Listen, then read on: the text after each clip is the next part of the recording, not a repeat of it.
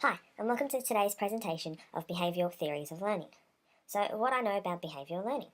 There are many theories of behavioural learning, though my understandings are the response people give with reinforcement to strengthen or draw back their positive behaviour, or negative, to congruent with certain causes or events that respond to repeating without reacting.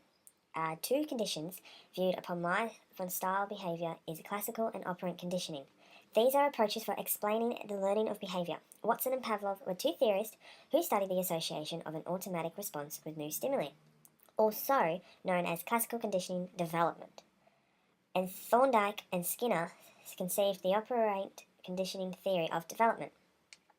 So, the key terms and concepts.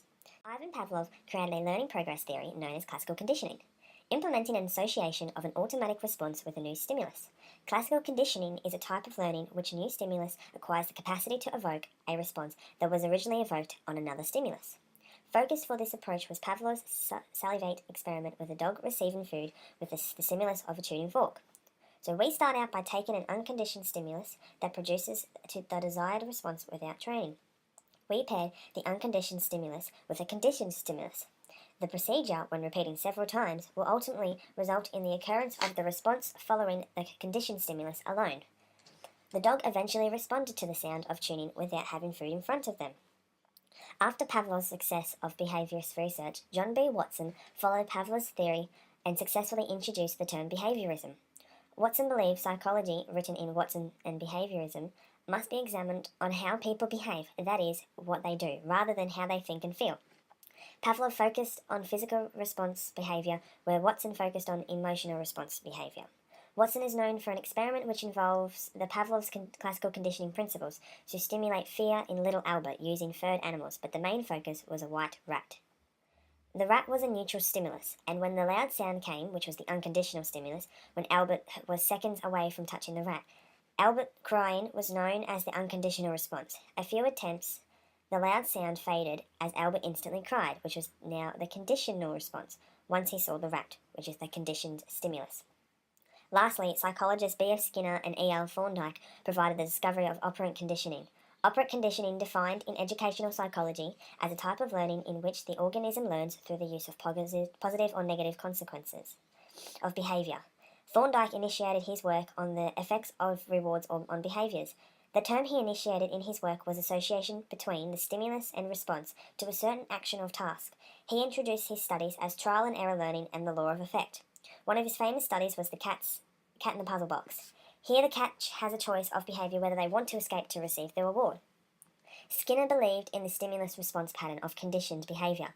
Skinner's theory dealt with transformation in apparent behaviour, ignoring the possibility of any processes occurring in the mind. Skinner studied the concepts of behaviour and subjected down the reinforcement and punishments, and with the relationship between behaviour and consequences. Skinner created a device referred to the Skinner box, used to teach animals and modify their behaviour. Skinner used a pigeon to peck a dot in order to receive food, which in this case would be the reward. If the pigeon was not reacting to the task, then the punishment would be developed of receiving no food, which would be the reward. However, negative behaviour can lead to positive reinforcement if the subject decides to act upon their choice. This comes down to the control of the environment. So, what aspects support or defer my own experience? The nature around us has an impact on an organism such as myself, as said through this quote of B.F. Skinner. I myself, when I was a child, was required to complete chores before watching television. In this case, this was a reward.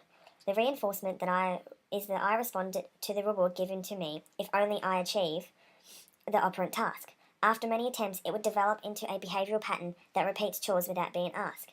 How this can be acted as a punishment, as if the child wishing to not follow orders and is to complete chores. This, however, does not give a reward out.